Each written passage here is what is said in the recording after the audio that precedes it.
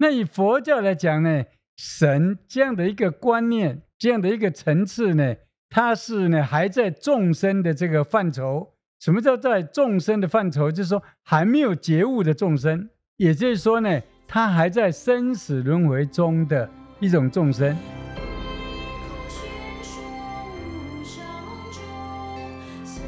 欢迎收听菩提麻瓜，我是小编阿若，我是林世敏林老师。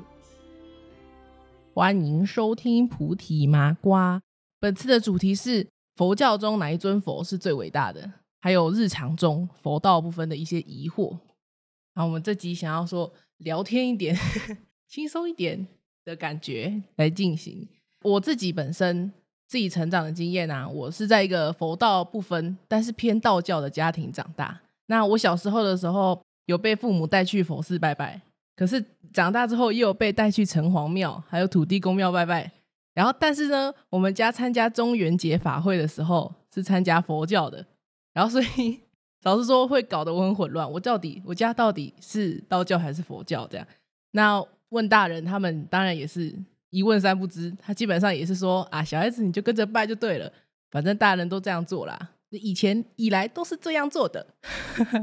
所以我基本上对这件事情是没有什么太大的参与感，就是比较被懵懂的拉来拉去拜拜，所以对佛啊道教啊佛教道教这些东西真的是不太懂哦。那我这次就想要来跟林老师来聊聊一些就是常听到的神明啊，或是拜拜常会拜到的比较热门的佛和菩萨的一些疑惑这样子。那我首先就想要请老师帮我解答一个我困扰我很久的问题，就是我们常常民间信仰在拜拜都会说，比如说祈求观世音菩萨保佑，祈求菩萨这个神明保佑这样子。那但是佛教又说那个成佛是从人变成的，那我们所谓的这个菩萨，这些佛菩萨到底是不是神明啊？好的，关于这个问题呢，我们晓得这个佛教里边呢有很多的佛，很多的菩萨，是。那道教里面说有很多的鬼，很多的神，其实佛教里面也有很多的神。那么这神一般呢，比如说佛教在讲到这个28天28层的这个天界的这些众生，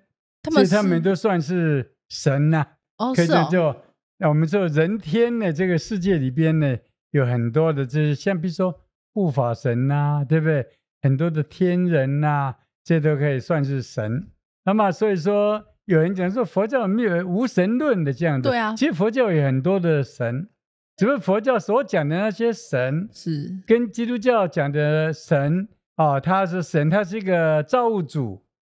那不一样，这个观念不一样。跟道教讲的这个神，好像说呢，人死了以后，他呢可能去当神啊，来让人家呢拜一拜。那么这样的一个观念思维呢，不太一样了，可以这样讲了。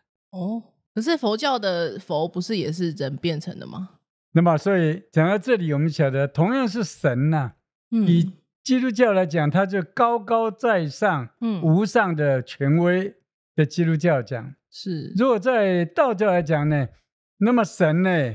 也是高高在上，但是呢有很多人，比如做好心的啦，有修行的人啦，他们可能死后也会变成神来让人家拜。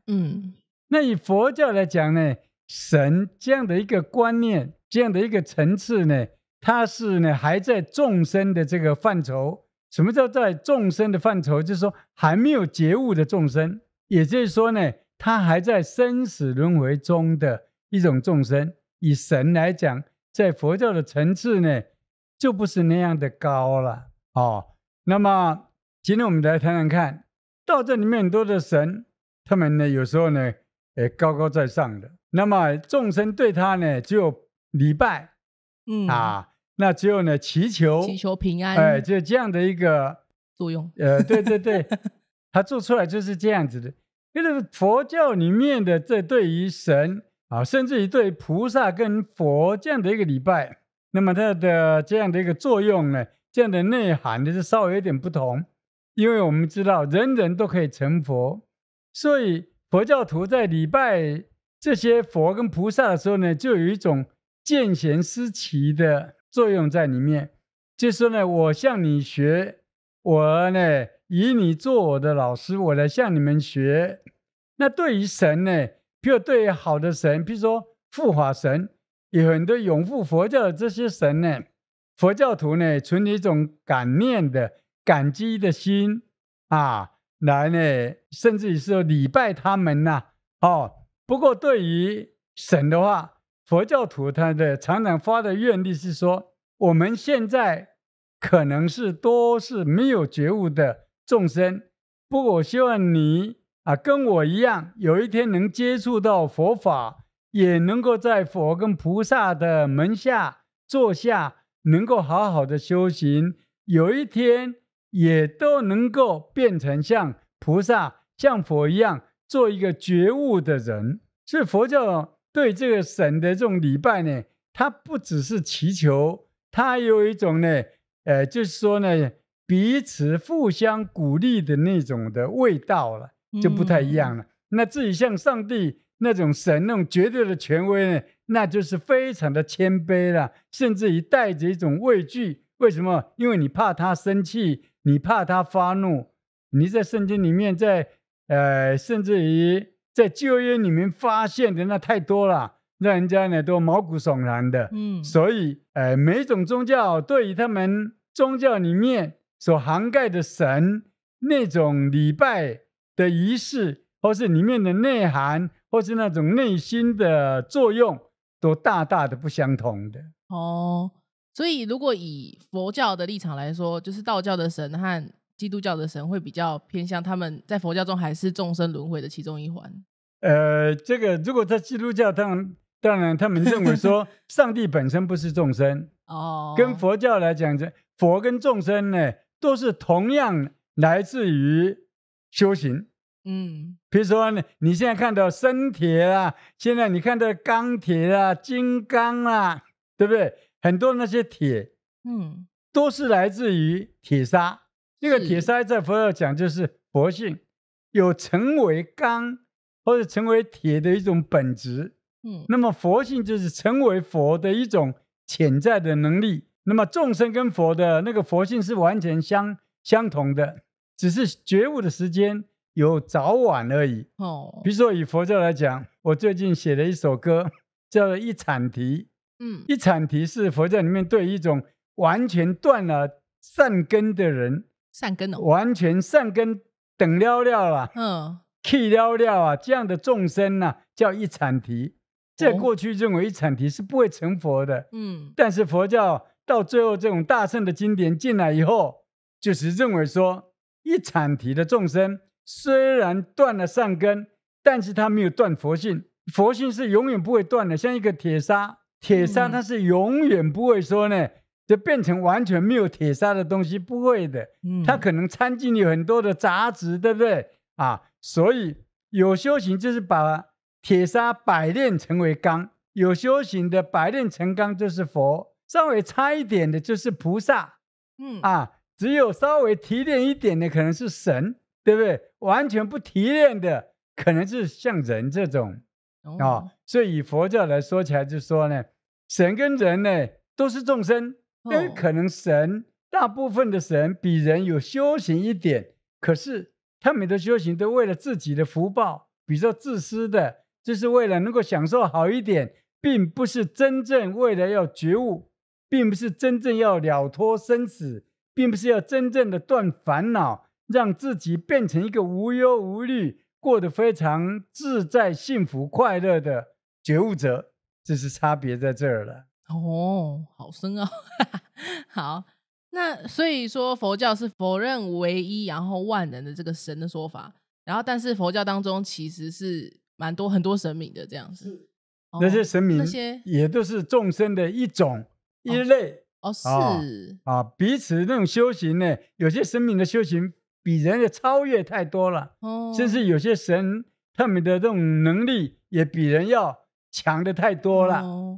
但是有些神他们的觉悟的智慧可能比不上一个普通的人，一个学佛的人他们所磨练出来的智慧，可能有时候是达不到，也不一定这样。对，突然很好奇，就是佛教当中会有定义神这个意思吗？这个因为佛教很多的思想都是从印度那边过来的，印度很多的现有的东西，佛教有时候没有改，为什么不要改？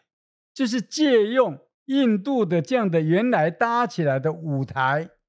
但是佛教在这样的舞台里面上演了不同的戏码，比如说我们现在讲到大梵天呐、梵天呐，讲到这三界啦，讲到这28天呐，有没有？讲到4天王啦，对不对？这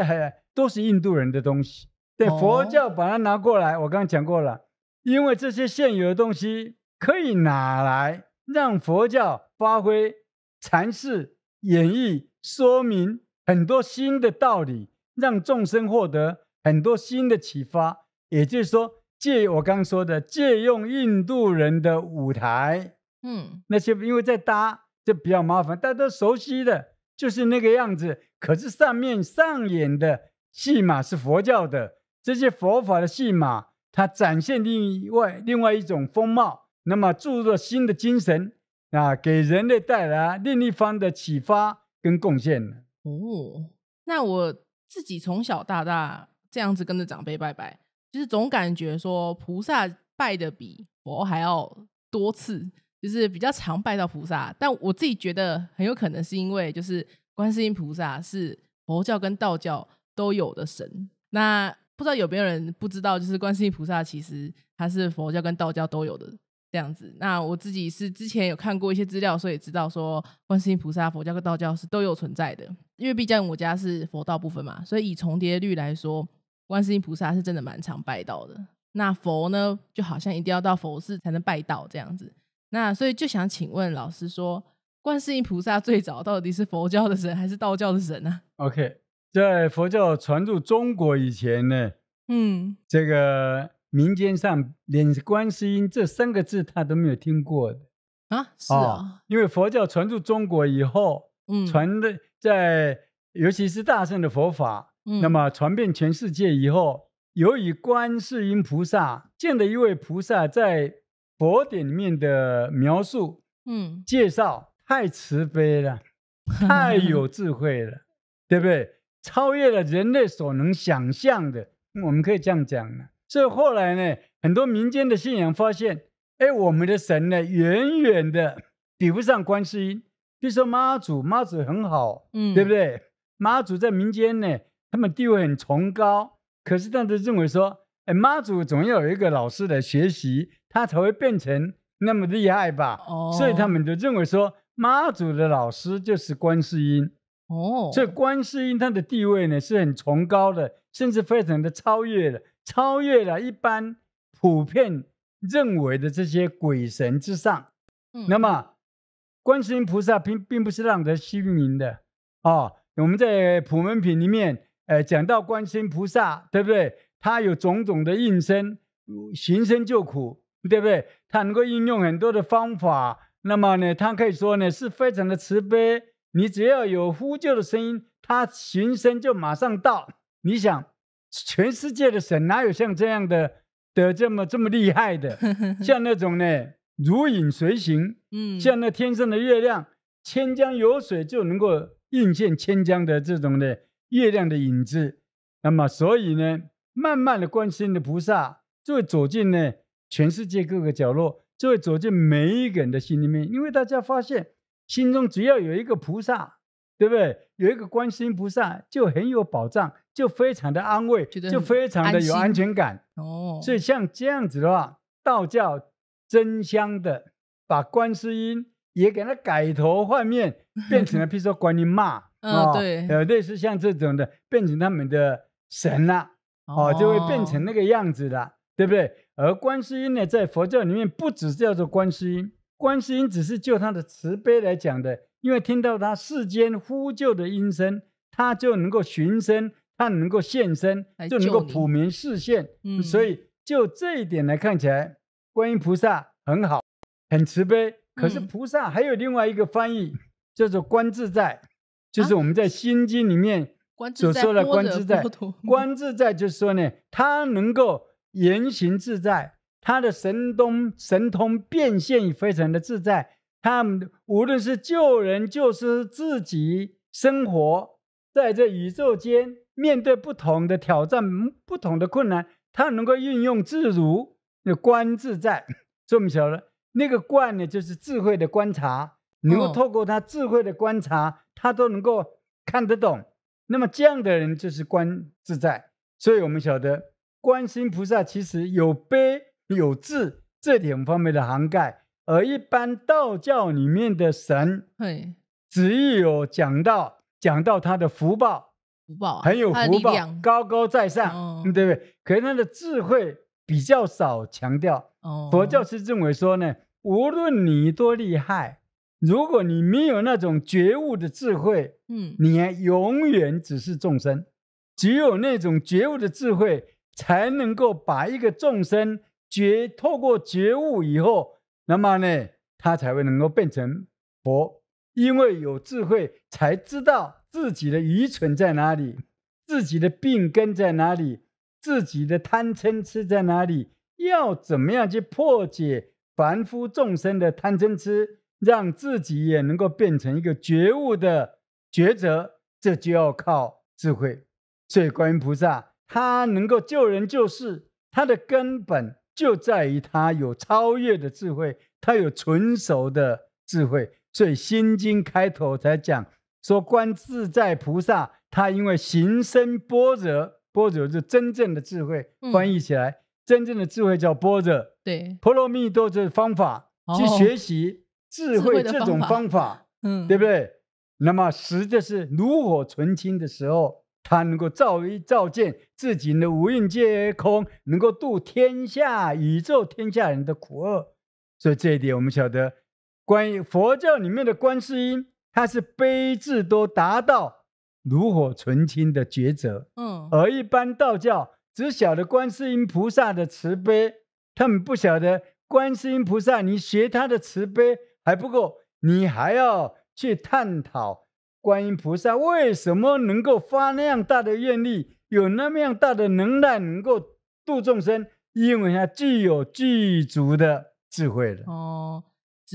只知道他的力量还不够，要知道他的那个智慧的他力量的来源，对，像你知道那个机器人很厉害，你知道它里面有很多的 AI 的那种呢，超越我们想象的那种设计，在那里面。好。如昔一切缘本缘生缘灭，如何执着以为真？如何执着以为实？醒来，醒来，一朝风月，万古长空。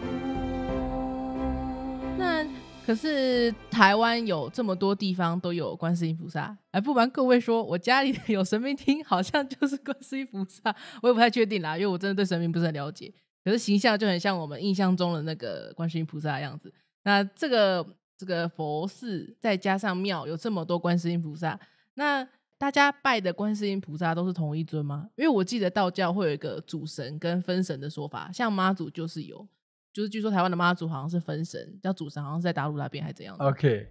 我是个人是认为说，与其在探讨这个菩萨有没有同一尊，倒是应该要这样想，就是说你家里那一尊观世音菩萨你对他的了解有多少？如果你的了解跟我的了解不一样，那我们可以这样方便的说，你们家那尊观世音菩萨跟我这一尊的观世音菩萨一定不太一样，因为你拜那尊观世音菩萨可能是希望说能够中乐透啦，不是说你拜那个送子观音，你可能是因为生不出小孩，所以你希望能够呢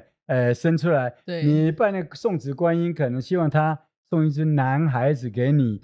像类似像这种，祈求平安这样子的话，你所拜那尊观音菩萨就只限于有一点功利，带一点功利的那个味道。那么以我来讲，我学习观世音菩萨，是因为我看到佛典里面讲到他叫做事多千亿佛，他曾经侍奉这个服侍，他能够追随千亿的佛。为什么拜他们做老师啦？跟随千亿的佛来学习，来努力发大清净愿，力竭每一生每一世都发那种亲近的愿力，所以才有所成就了，可以这样讲了。所以呢，我这样的观世音家的观世音菩萨就能造就一个非常杰出的，或是能够呢有提升自己的这样的一种呢觉醒的这样的一个众生。比如说我拜他，我就能够提醒，所以我家里这尊观世音菩萨就可能就变成我的指导教授，对不对？他就能够指导我写论文，让我能够得到学位，让我能够达到觉悟的境地。而另外那尊菩萨可能因为你只是局限在那儿，所以你的观世音菩萨就不能够造就你伟大的人格。可是要听着哦，并不是说你家里那菩萨不值钱，我没有这样讲。我家里的这个菩萨就比较尊贵，没有这样讲。在人而不在菩萨。菩萨都是泥塑木雕的，看你用什么材质。我家是画像。对对，菩萨也是因缘所生的，你用什么东西，它就会显现什么样的像。菩萨都一样的，可是人这个人如果能够改变观念思想，改变那种学习礼拜这样子的一种态度、方法、用心，那将来造就成就的果就不会一样。所以我们可以这样讲说，每一个礼拜观世音菩萨的众生，不论你是道教里面的或是佛教里面的，都应该真正去了解观世音菩萨他为什么能够成就让众人大家都来礼拜。中国古代有一句话叫做呢，家家呢能够呢阿弥陀，户户的观世音。每一家每一户都走进每一个心里，因为观世音菩萨是人性善良的象征呢，就是一种人性善良的流露了，对不对？那么呢，我们在礼拜观世音的时候就要知道，不要去，比如说我是一个佛教徒，我到道教的庙里面看到那道教里面的观世音，我没有瞧不起他，你知道吗？我照样是用我虔诚的心来礼拜那观世音，而我是希望说，每一个礼拜那个观世音的人，无论你是佛教徒或是道教徒，都应该要学习观世音菩萨的精神，要晓得观世音菩萨之所以成为观世音菩萨，他的原因的所在，而向他学习。因为佛教里面的南无就是以他为老师，向他学习。你现在南无观世音菩萨的时候，就说观世音菩萨，我要以你做老师，我向你学习。那既然这样子的发心，这样的发愿，就要真正去做到向观世音菩萨学习。怎么样向他学习？学习什么东西呢？就要深入佛教的经典，真正的探本溯源。因为你要礼拜观世音嘛，观世音菩萨是从佛教出来的嘛，你要真正的知道观世音菩萨在佛教里面，它有不同层次的含义，它有不同的那种道理，那值得大家呢研究再研究，学习再学习啦。那如果说我们比起讨论是不是同一尊观世音菩萨，先放在一旁，我们应该先探本溯源，就是先学习菩萨他的智慧的感觉。这样子的话，这是我的希望了。对对对，无论你是佛教徒道教徒，对不对？你只要愿意亲近礼拜观世音菩萨，对不对？你就应该知道你所礼拜的这个对象，他的出身如何，他是怎么样去奋斗努力学习来的。因为以佛教来讲，每一尊佛，他们过去都像人些一样的，非常的愚蠢的，也都呢很平凡的。可是他们因为有一朝有机会有这样的机缘他们来努力，而且拜到好的老师。我们今天呢面对了好的观世音菩萨，对不对？观世音菩萨，那我们就应该不要错过这样好的机会，真正去学习菩萨，真正的追随他，真正的好好的来努力。那会有比如说哪一间观世音菩萨比较灵验这种说法，或是哪一间的佛寺的佛像比较灵验的这种说法吗？ OK， 以我做一个佛教徒了我是不相信有这样的一种灵验，比如说祈求平安就会比较平安。除非说这尊菩萨他在某一个佛寺，他们的佛寺想要呢，建庙啦，想要多收一点香油钱呐，就会放出这样的风声呐。我刚刚讲过了，我们礼敬的对象观世音菩萨有千千万万不同的那种形状，不同的材质，不同的塑像，对不对？对啊。可是那都不重要。所以说黄金打造的跟木头雕刻那一样的，都是一样的，因为它就是给我们一种呢，显现一种意义，它是一种象征哦。那我们就是呢，看到这样的一个象征，有的人看到木头，你看我这里也有木头，看到木头，有的人很喜欢，对不对？那有的人他木头认为不值钱，他喜欢看那个观世音。我家里也有那个金箔金弄的，我家里有啊，一个传家从我阿公那边下来的观世音，我家里也有瓷的佛龛，用瓷器的，一扎就烂掉了，对不对？也有木头，也有檀香的，很香的，所以不论是什么样的材质，在我个人看都是一视同仁。不过由于众生，我们都是众生呢，我家里这有几十尊的观世音菩萨，我还是很喜欢我们家那个传家宝。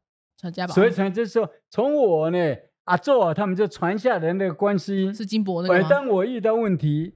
或是面对很多的问题的时候，我呢这一辈子都会偷偷的在那个菩萨的前面合掌跟他祈求。比如高雄以前的大气爆，是，那我就会讲说呢，菩萨，我30多年都没有人来求你了，你这次一定要的好好的怎么样？我有3个学生呢，是他们家里不是阿公快死了，儿子快死了，一个是老公快死了。哇！我呢不是我个人的问题，他们说希望，他说林老师你帮我也祈祷一下。我想我等林老师总不能闹亏啊，我逼的没有办法。我的菩萨你呢？我没有说怎么样，但是我以虔诚的心，对我们家几十代这样子，我今天一样的，我希望能够带给他们平安快乐。他们全活下来了，所以这点我自己呢，不过有一天我自己快走的时候，可能呢，我太太来求的是菩萨不理我，因为什么呢？常常利用我来出名，所以哪一尊菩萨比较成名，这个我个人完全都不认同，是每一个人的发心是才会有所差别，每一个。这样的一个观世音菩萨的这种庙，或是佛寺也好，有没有秉持的菩萨的精神来做利益众生的事业？有没有秉持观世音菩萨的悲跟智，来真正的来弘扬佛法，来让众生能够悲智双修？我认为这比较重要了。比起这些外在的东西。都还是内在的提升比较重要。菩萨什么像都相同的，可是众生不同的发心，造就不同的礼拜者，造就不同的信徒。这点问题在这里，不在菩萨。那老师会有没有看过？因为很多老人家都很喜欢，比如说玉石雕的那种阿弥陀佛像，或是观世音菩萨，那种是不是就是单纯的饰品？那无碍啊。不会，因为我们众生很脆弱，你知道，你要到医院里面去，好多病了。我今天还刚去帮一个学生助念，她老公走了，对不对？那么呢，有一块玉石在旁边是观世音菩萨，有的人的念珠里面还有一个珠珠里面呢还有灯光，可以这样一看的话，可以望见里面有观世音菩萨的像，对，这么厉害都没有关系，对不对？因为众生我刚刚讲过了，众生很无奈，在这样的一个瞬息万变、人生无常的这种生命的洪流之中，常常不晓得要怎么样面对这些苦难，所以有菩萨作为我们的护身符，有菩萨的作为我们的安慰，也没有什么不好。我以前讲过了，我看那个医院里面开刀的时候，尤其那种领悟那种非常危急的那种生命的抢救的过程的时候，很多的家属在那边只会哭，可是有信基督教的人他们祈祷，有些信佛教的人他们在那边念佛，对不对？他们在念佛的中间心里比较笃定，他们在念佛的中间忘记了很多的危险，可能最后的结局是死亡，可是在那个过程中间他不必要接受这些煎熬，他呢可以呢在那种比较平和用虔诚的心来祈祷的时候，他最后来面对这样的一个结果，比那种呢束手无措、手足无措的那好的太多了。而且在那一瞬间，你会看到人的孤立无援，宗教在人生里面的重要性呢。给人一个重心啊，给人一种希望，给人一种安定的力量啊。这样想起来，宗教真是蛮伟大的。对，但是不要利用宗教来赚钱，不要利用宗教来麻痹人心，不要以宗教来作为只是单纯的鸦片，不要做这种工作。这种宗教在人类的精神的生命里面，精神的生活里面，那是不可或缺的。可是呢，我希望从事于宗教的工作者，比佛教来讲，出家在家人都有很多的宗教的工作者，他们要秉持良心，不要拿宗教来欺骗众生，不要拿宗教来谋财、来诈骗，这样子太可恶了。没错，就是以宗教的名义来实行不法的事情啊，甚至于拿了观世音菩萨，那菩萨一定摇手叹息，哎呦，真是太不应该了。几千年后之后轮到这个下场，不应该这样子。你应该知道，我观世音菩萨就解释什么叫观世音，或是什么叫观自在。你真正了解什么叫观世音，或是你真正了解什么叫观自在，你不但会变成一个无忧无虑的人，变成一个大慈大悲的人，你也可以变成一个大彻大悟的人。好，那我是比较大一点的才知道说佛教跟道教的分别啦。但是台湾的佛寺跟庙，就是佛教的拜的场所跟道教拜的场所，有没有一个基本的分法？